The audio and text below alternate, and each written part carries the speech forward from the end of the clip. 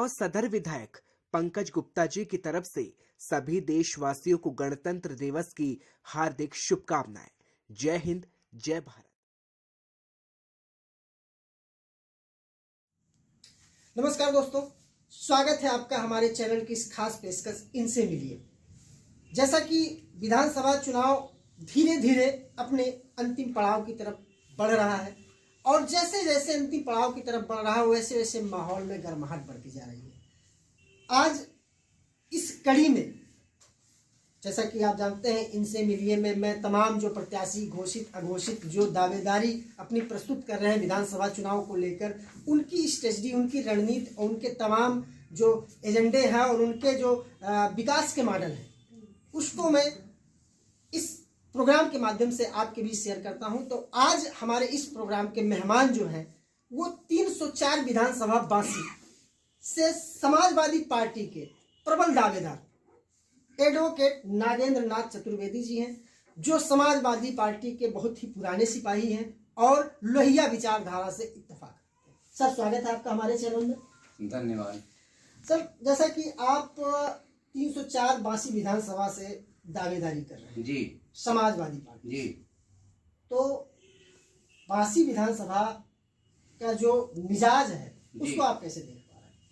अब बांसी विधानसभा का मिजाज ये है कि राजा जी बहुत बार से विधायक हैं वहाँ, और कोई ऐसा निशान नहीं उन्होंने जनता को दिया कि आज कम से कम न रहने के बाद जनता हमेशा के लिए याद करे। दूसरी बात कि आज जो प्रदेश और देश की स्थितियां हैं वो बहुत ही समझिए कि संक्रमण काल से गुजर रहा है। क्यों, ऐसा क्यों कह रहे हैं? कारण यह है कि हमारी जो भाजपा है जी, वो सांप्रदायिकता की लहर पैदा करके एक बार हिंदुस्तान की कुर्सी पर काबिज हो गई, और माननीय योगी जी जो प्रदेश के मुखिया हैं, मुख्यमंत्री हैं, उन्होंने केवल बदला लिया और वो बड़े अत्याचारी साबित हुए।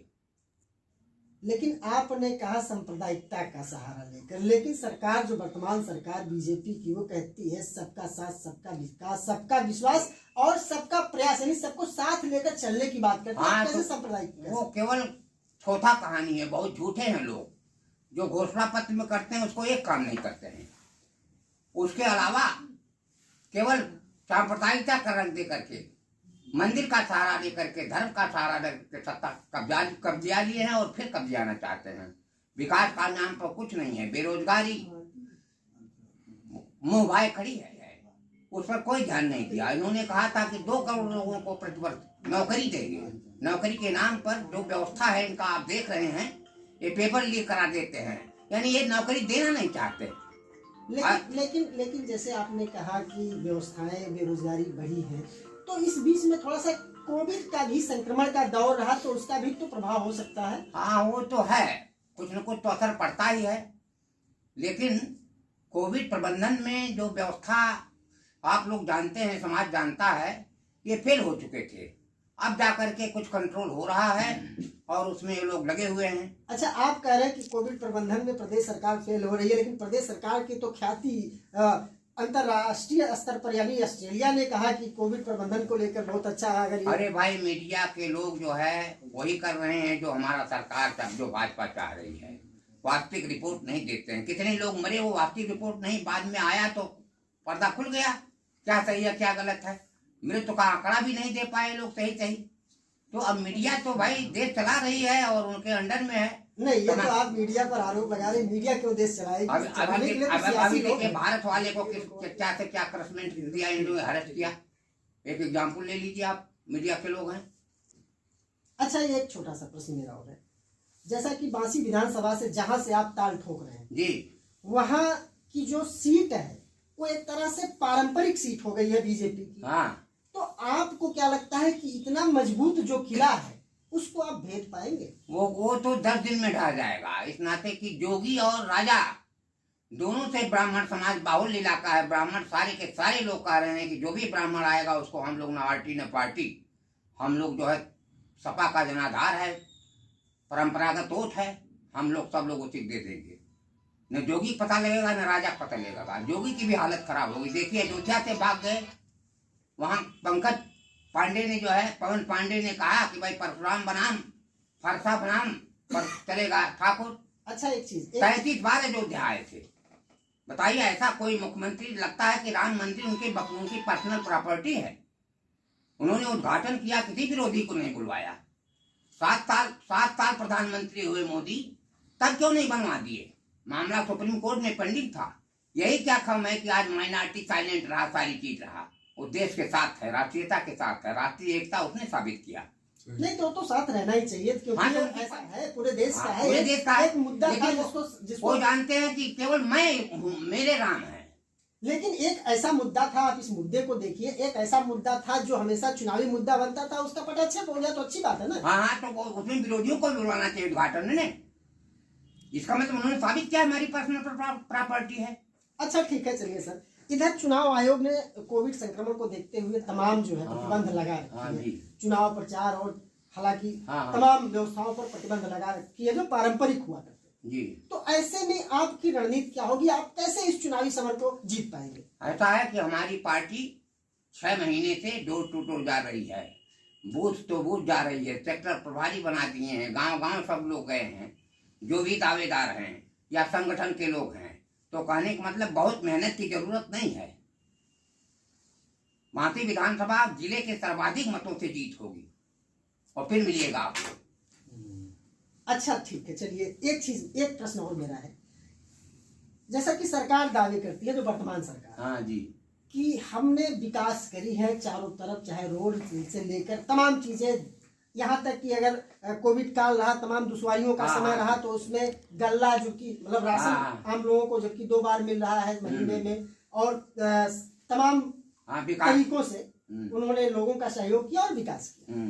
तो आपको क्या लगता है कि क्या छूट गया है जिसके लिए आपकी जरूरत है? विकास उन्होंने ये किया है कि मेट्रो जो आम आदमी को मतलब नहीं है, हवाई जहाज, मोदी ने कहा कि हवाई चप्पल पहनने वाला हवाई जहाज पर जाएगा, खाए खाइए नहीं हवाई जहाज जाए। बेरोजगारों को कहा कि पकौड़ी बेचे, उनको मिनिस्टर कहा जब पेट्रोल महंगा हो गया है तो गाड़ी चलाना बंद कर दे। और हम जो है, उन्होंने जो विकास की बात करते हैं, विकास ऊपर है, नीचे कोई विकास नहीं है।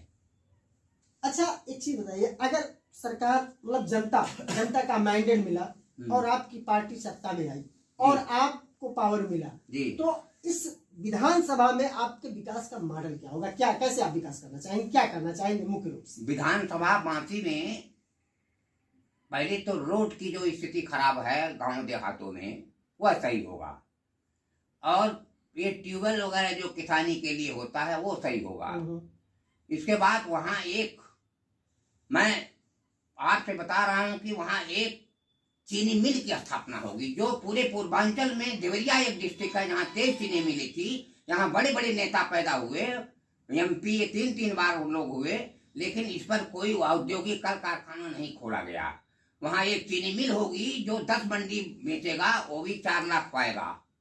तब किसान, देखिए मेरठ का इलाका देखिए, मोहना मिल वगैरह, वहां केवल गन्ना की खेती होती है, और वो लोग जो है, गांव जो है शहर जैसा लगता है। मैं मेरठ का दौरा किया हूँ। अच्छा एक चीज, चलिए आपने रोजगार की बात करी, चीनी मिल की बात करी, तो चूंकि मैं थोड़ा सा इस पे कहना चाहूंगा कि अगर 5 वर्ष जो बीता है उसको देख लिया जाए, जो बीता है, हाँ जी, सरकार का कार्यकाल, हाँ, तो यहाँ आपका जिला तो बड़ा हाईटेक रहा, क्योंकि यहाँ सभी प्रतिनिधि जो है सत्तारूढ़ पार्टी से रहे, और उसके बाद भी नीति आयोग में सिद्धार्थनगर जिला पिछड़ा रहा। तो अब 5 साल बीतने के बाद आई थिंक तो अब अगड़े में शामिल होगा। किसमें? अगड़ा जिले में शामिल हो जाएगा हमारे ख्याल से। अगड़ा कैसे शामिल हो जाएगा? अभी भी पिछड़ा रहेगा। पिछड़ा है, लेकिन धीरे धीरे अगड़ा होगा। इन लोगों ने कुछ नहीं किया, सब फाई करके और केवल भ्रष्टाचार को बढ़ावा दिया। आज केवल पुलिस राज है पूरे प्रदेश में। नेता लोग छटपटा रहे हैं, खाली अपना हिसाब किताब बना के अपनी पूंजी बना लिए। बताइए, जो उनके बिरादरी का है उनका कोई डर नहीं। धनंजय सिंह क्रिकेट खेल रहा है, और वो मिनिस्टर जो है अपराधी है, उसका बेटा। सारी दुनिया जानती है, सारा देश जानता है कि चैलेंज करा करके यह काम कराया गया है। इसके पहले उसने वार्निंग दिया था इसके बाद भी आज वो मंत्री बना हुआ है। कितना बड़ा अत्याचार अन्याय है। ये लोकतंत्र की हत्या करना चाहते हैं। और आजादी की लड़ाई में आरएसएस के लोग कोई नहीं, एक आदमी शहीद नहीं हुआ। ये पूर्वांचल की धरती है, मंगल पांडे बलिया की धरती है। गोरखपुर राम साहब बिस्मिल की फांसी हुई थी और गोरखपुर ठाकुरवाद और ब्राह्मणवाद का केंद्र बन गया। हजारों हत्या उस धरती पर हुई। आज उन्होंने खुन्नस निकाला है। ब्राह्मण क्यों नाराज है? ब्राह्मण ने कांग्रेस को बढ़ाया, बीजेपी को बढ़ाया। अब इनकी शादी तो करा दिया, क्रियाक्रम कराएगा आपकी बात। तो यानी आपके कहने का मतलब ये है कि ब्राह्मण जो इस बार भाजपा से नाराज है, भाजपा सरकार से, हाँ जी, तो उसका लाभ सपा को मिलेगा एकदम। इसलिए कि मायावती तो बीजेपी के गोद में चली गई, उसका सब मामला 0/0 हो गया। दलित की बेटी, शुरुआत तो प्रबुद्ध वर्ग सम्मेलन से मायावती ने, अरे सुना जाए, वो दलित की बेटी दौलत के छिपाने में जो है 4.5 साल अंडर कस्टडी थी बीजेपी की। न कोई आंदोलन, न प्रदर्शन, न धरना। जो बोलती थी बीजेपी के पक्ष में बोलती थी, उसका खेल खत्म, पैसा हजम। तो इनका तो सपा का तो मामला वैसे जो है, नहीं तो आज मायावती जेल में चली गई होती तो आज अखिलेश के पैरेलल खड़ी रहती। भाजपा के रणनीतिकार वहीं फेल हो गए जब उसको अंडर कस्टडी में ले लिए। चलिए, बहुत बहुत धन्यवाद। आपसे बात करके अच्छा लगा और आपने अपना विचार रखा। आप थे जो है एडवोकेट नागेंद्र चतुर्वेदी जी, जो बांसी विधानसभा 304 यानी उत्तर प्रदेश विधानसभा 304 बांसी से समाजवादी पार्टी से प्रबल दावेदारी के तौर पर आप हैं और आपने अपनी स्ट्रेटजी, अपनी रणनीति हमारे चैनल के माध्यम से शेयर किया और आपने ये बताया कि क्या आज इस विधानसभा में किस चीज़ की ज़रूरत है और अगर आप पावर में आते हैं, सत्ता में आते हैं, तो आपके विकास का मॉडल क्या होगा। आज के लिए इतना ही। अगली कड़ी में किसी और से आपको मिलवाते हैं और उनकी क्या स्ट्रेटजी है, क्या रणनीति है, उनका विकास का मॉडल क्या होगा, वो शेयर करेंगे। आज के गणतंत्र दिवस के शुभ अवसर पर मटिहानी विधानसभा, बेगूसराय जिला, बिहार सहित संपूर्ण भारत के लोकतंत्र के महान रक्षक मतदाता भाई को बहुत बहुत दिल की गहराई से धन्यवाद देता हूँ, शुभकामनाएं देता हूँ।